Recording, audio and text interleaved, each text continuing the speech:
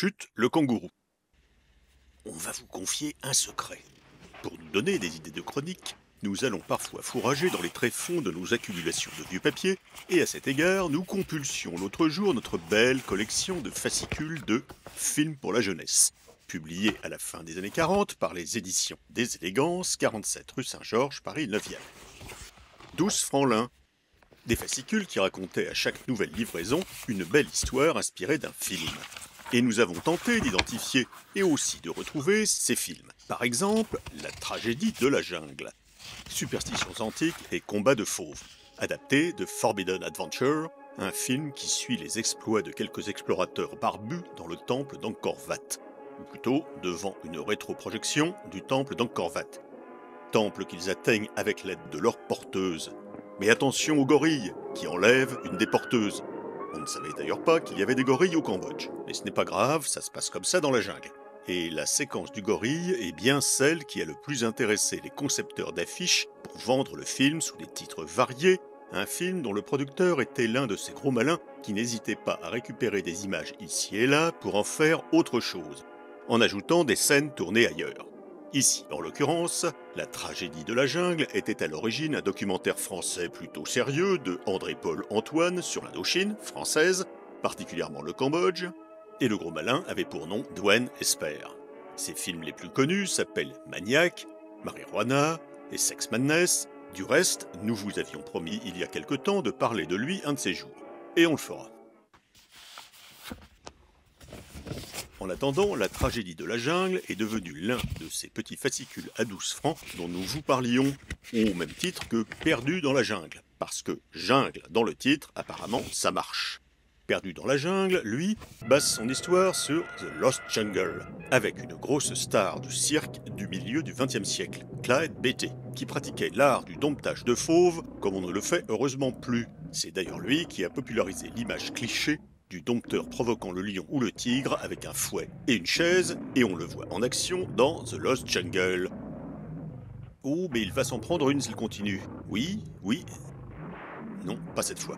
Mais ça lui est arrivé de s'en prendre une à Clyde Beatty et de se retrouver à l'hôpital. Et on ne va pas le plaindre, il l'a bien cherché et il a fait ça toute sa vie. Même en scope couleur, dans ce film de 1954.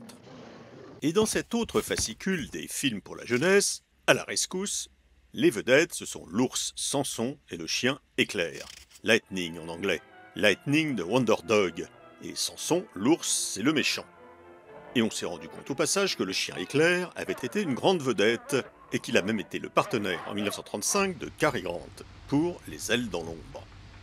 À la rescousse est l'adaptation d'un film intitulé Le meilleur ami de l'homme. Et avec son histoire de chasse à l'ours, ça nous a rappelé le début d'un autre film français, La peau de l'ours, dont le générique défile devant une attraction foraine populaire dans les années 50 qui s'appelait justement La chasse à l'ours, et qui a, nous semble-t-il, disparu de nos jours. Et on aimait bien le petit Pluto qui courait derrière l'ours. Sinon, voyons, nous avons aussi Les Justiciers du Far West, qui n'est rien d'autre qu'une adaptation de The Lone Ranger, le fameux justicier qui a connu littéralement plusieurs milliers d'aventures, à la radio, à la télévision, en bande dessinée ou au cinéma, en compagnie de son ami Comanche, Tonto, et de son cheval Silver. Et voilà Silver dans la version 2013 de The Lone Ranger, en compagnie de Johnny Depp dans le rôle de Tonto. Une version connue pour avoir été le flop le plus retentissant de sa carrière à Johnny Depp. Mais c'est un peu injuste de dire ça, parce qu'il a fait pire. Alors, continuons à fouiller dans nos films pour la jeunesse. Dans Le Cavalier au masque noir, tiré de The Phantom Rancher, la tête d'affiche est le célèbre Ken Maynard. Enfin, célèbre il y a 80 ans. Ken Maynard, qui est lui aussi toujours accompagné d'un cheval fameux, un cheval nommé Tarzan, et qui est, là encore, un justicier masqué. Masqué, sauf quand il enlève son masque. Well, Mitchell. Dans Le Robinson de l'Alaska, tiré du film Toundra, il y a un très gros ours. Tiens, on en reparlera peut-être aussi un jour de Toundra. Et on ne peut le nier, sur l'affiche originale, l'ours est encore plus gros.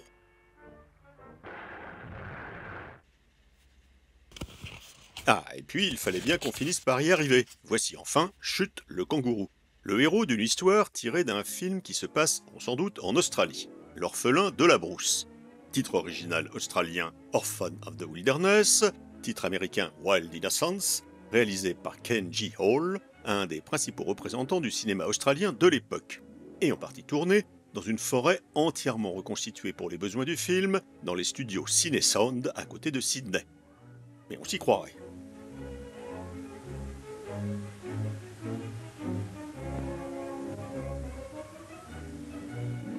Et en tout cas, Chut est devenu le kangourou le plus populaire d'Australie après la sortie du film en 1936.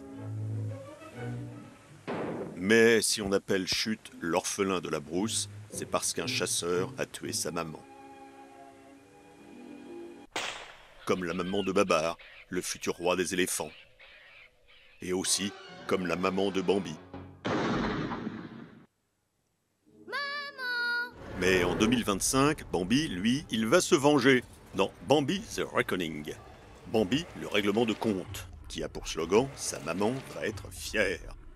On ne dit pas que c'est un excellent film, en fait on n'en sait rien, il n'est pas encore sorti à l'heure où nous publions cette chronique, mais tous les enfants traumatisés depuis 1942 par la scène de la mort de la maman de Bambi vont se dire que c'est un juste retour des choses, même si ces enfants traumatisés ont maintenant pris de l'âge. À commencer par Paul McCartney, qui a déclaré un jour que c'est cette scène bien précise qui l'avait fait pleurer quand il était petit, qui était à l'origine de son engagement pour la cause animale. Mais revenons à Chut le kangourou, qui on l'espère a été bien traité pendant les prises de vue.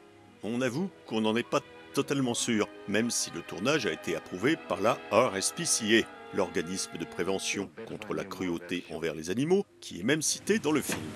How they treat them, Margot? Well, the RSPCA asked that same question. Et même si la RSPCA n'a finalement autorisé le film à sortir en Angleterre qu'après quelques coupes, on a malgré tout l'impression que Chut s'en est mieux tiré que beaucoup d'animaux qui étaient régulièrement malmenés sans vergogne dans les films à l'époque. Un exemple resté justement célèbre étant le sort des chevaux de la course de chars du Ben-Hur de 1925. Bon, c'est vrai qu'il n'a jamais été question de tourner Ben-Hur avec des kangourous. Alors, après la mort de sa maman, Chut a trouvé refuge dans la ferme d'un grand dadais, joué par un acteur prometteur du cinéma australien, Brian Abbott, mais dont la carrière a été brève, puisqu'il a disparu mystérieusement pendant le tournage de son seul autre film, intitulé fort à propos Mystery Island. En tout cas, on ne l'a plus jamais revu. En attendant, le grand dadais élève Chut, avec l'aide de sa maman à lui, et Chut, devenu grand, développe, comme tous les kangourous, un certain talent pour la boxe. Et c'est du reste avec un plaisir non fin qu'on le voit mettre un pain aux méchants de l'histoire.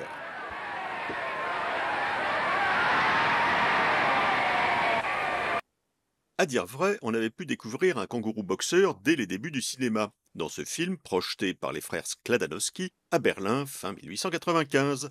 Et on a pu voir plus tard un autre kangourou boxeur s'opposer à Woody Allen, dans un programme de télévision. Et Woody Allen s'est demandé ultérieurement ce qu'il avait bien pu aller faire dans cette histoire. Mickey, lui aussi, a pratiqué la boxe avec un kangourou. On se dit d'ailleurs, au vu des proportions, que soit ce kangourou est un tout petit kangourou, soit c'est Mickey qui est une très grosse souris. Et c'est sans doute ça la bonne réponse, si l'on en croit cette autre image montrant Minnie effrayée par une souris, alors que, sauf erreur, Minnie est elle-même une souris.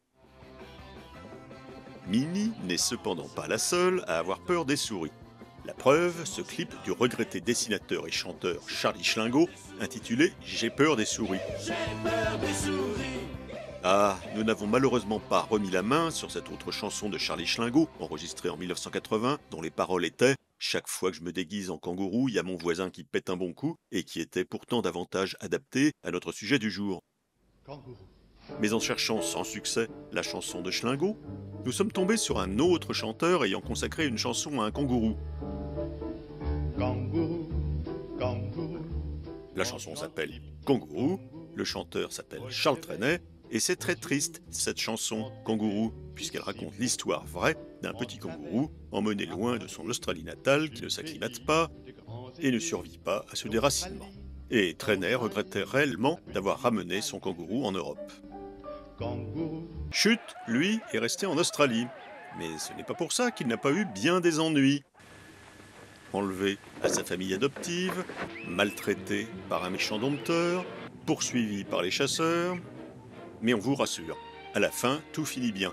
Pour le grand dadais, pour son ami Margot, et aussi pour Chut. Et vous aurez remarqué que tout au long de cette chronique, nous avons soigneusement évité d'évoquer Skippy, Skippy le kangourou, dans la louable intention de ne pas nous coller la chanson dans la tête.